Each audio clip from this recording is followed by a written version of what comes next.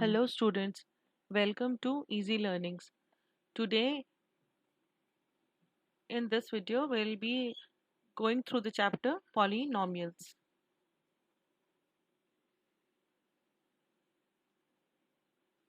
Now first we'll discuss what are polynomials. As we already know that algebraic expressions they contain constants and variables with operators like addition, subtraction, multiplication, etc. These all together form an algebraic expression.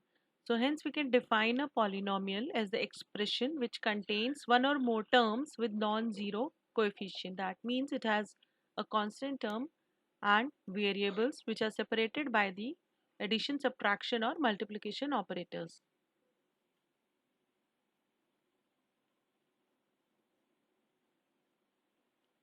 A polynomial can have any number of terms. For example, we can have a constant term 10 or two variables separated by a plus operator which is a plus b, and another example is 7x plus y plus 5 and so on. Now, how do we denote a polynomial in one variable? When we talk about polynomials in one variable, we mean that only a single type of variable is used in your algebraic expression or your polynomial.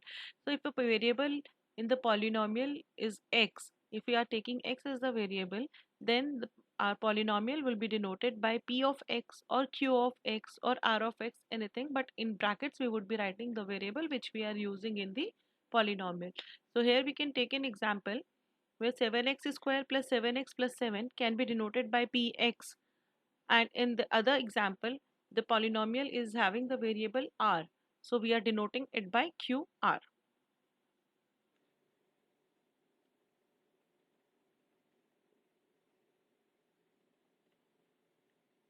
Now let us go through some important terms related to the polynomials. As we have already discussed, a polynomial in one variable is a polynomial which has only a single type of variable. For example, which is written here, a square plus 2a plus 5, it has a as a variable, so it is a polynomial in single variable or one variable. A term is a single number or variable or it can be a combination of number and variables, and in an expression each term is separated by the operator addition or subtraction. For example, in this expression 6x minus 7, I have two terms 6x and 7 which are separated by subtraction. Coefficient, the number multiplied to a variable is called as coefficient, or in simple words we can say that numerical value which is associated with the variable is the coefficient. So in the term 2x the coefficient will be 2.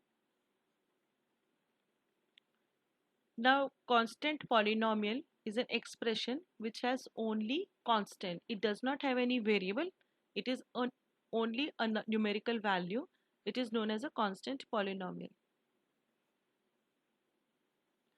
And zero polynomial is a constant polynomial with 0, or a constant polynomial 0.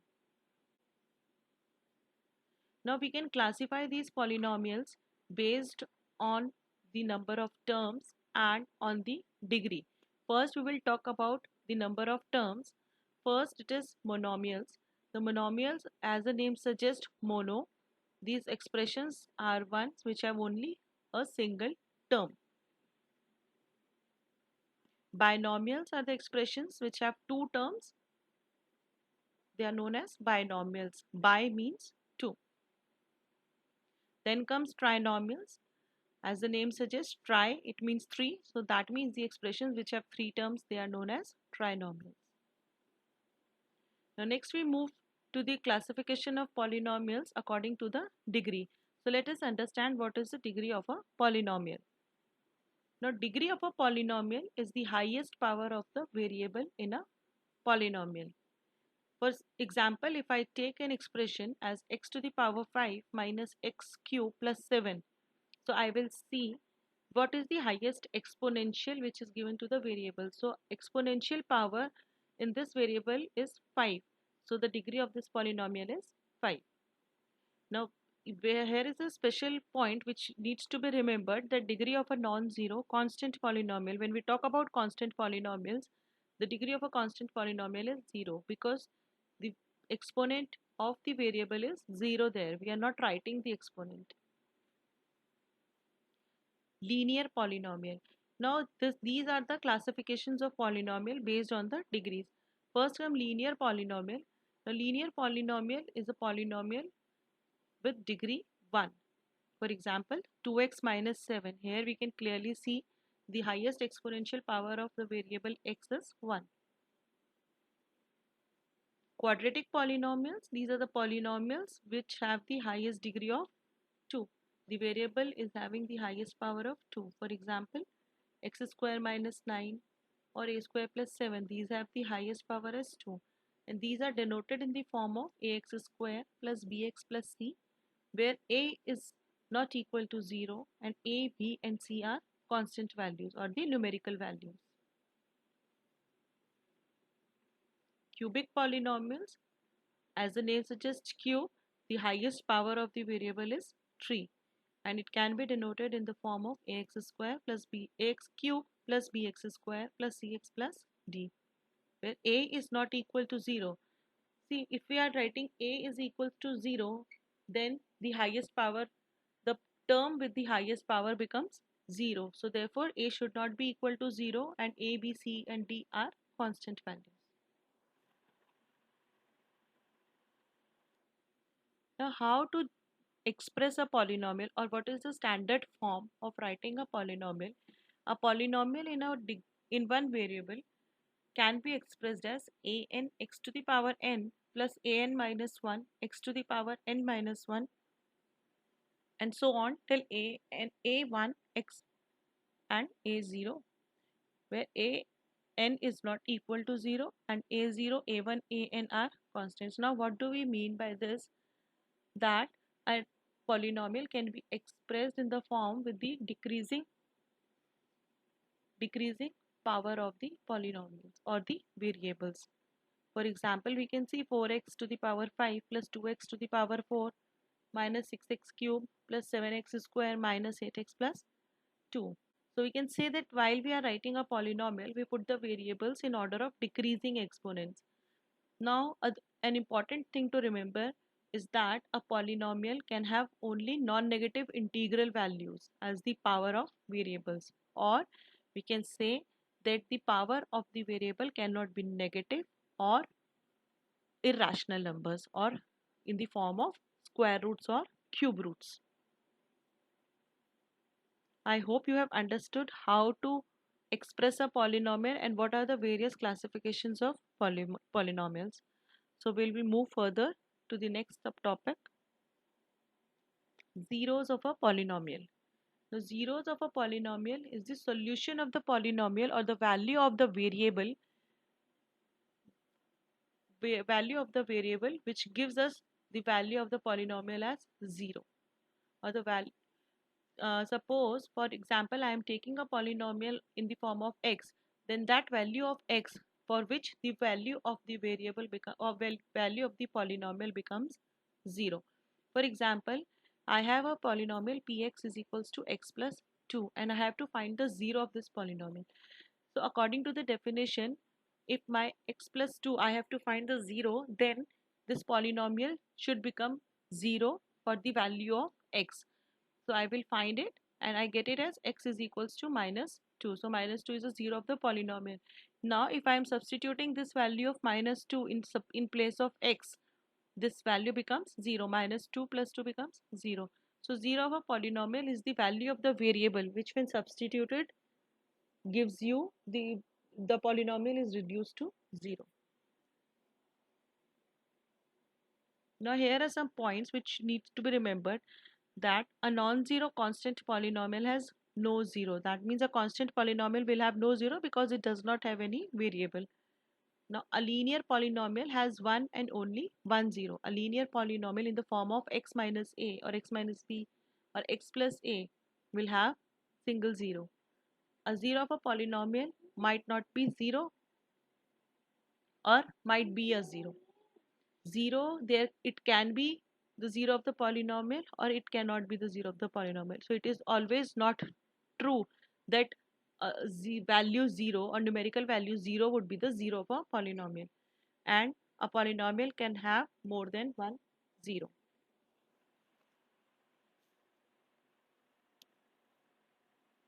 Let us see some examples which are based on the zero of the polynomials.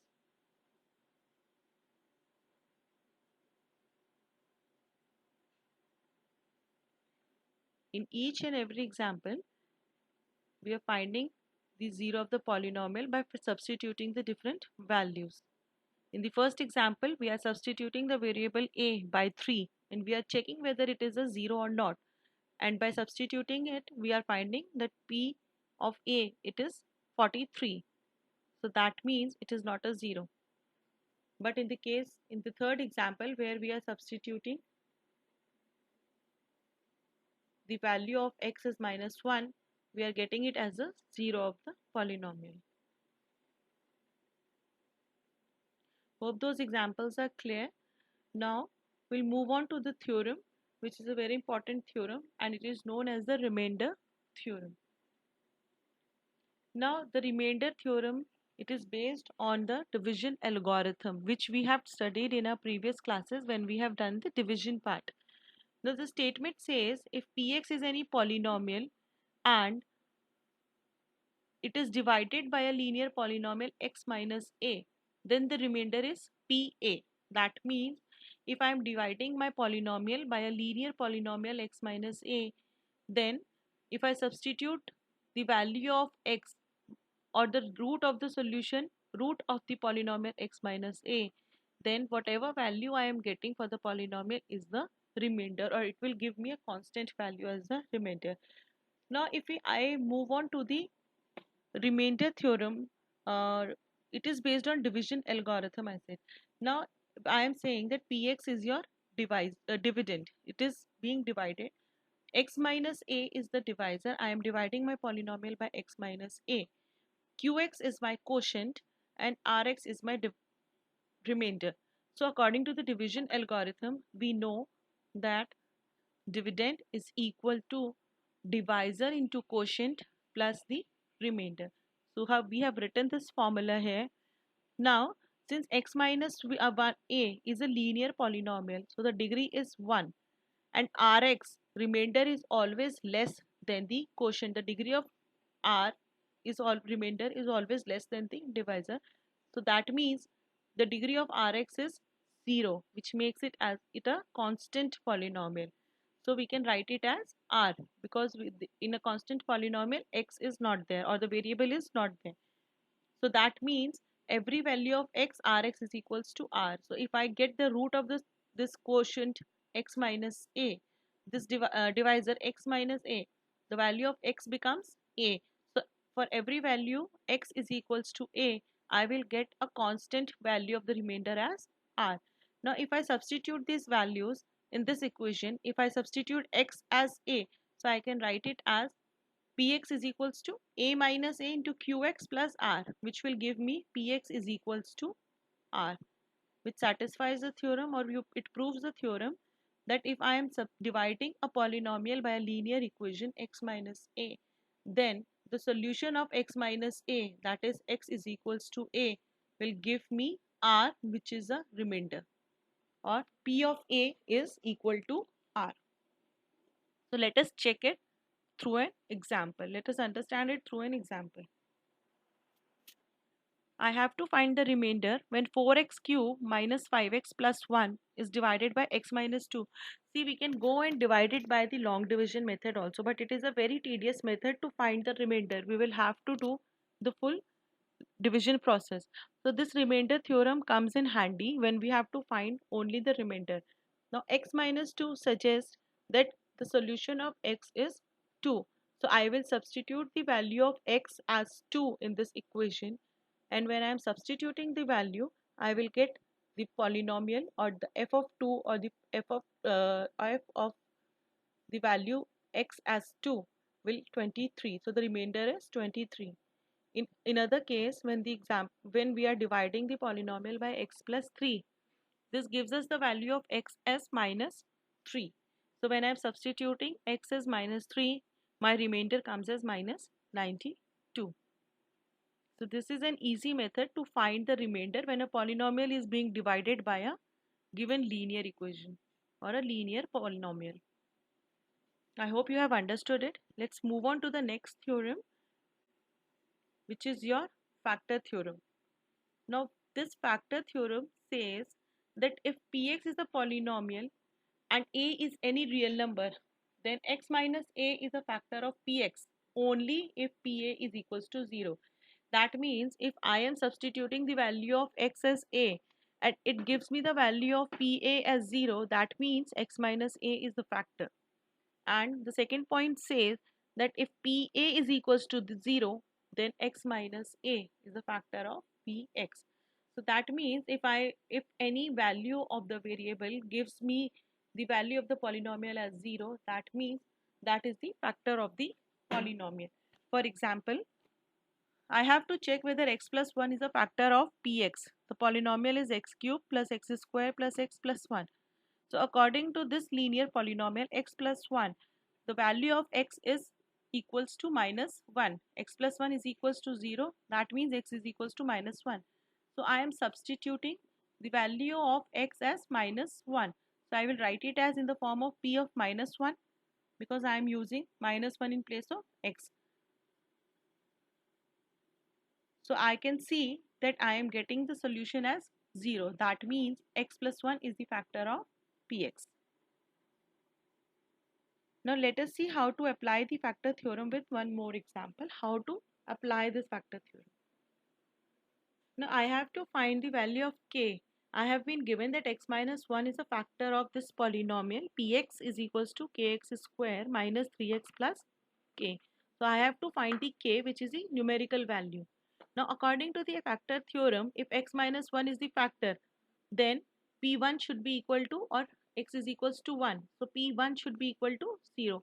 So I will substitute 1 in the place of x and put this polynomial equal to 0. And solving it, I will get the value of k as 3 by 2.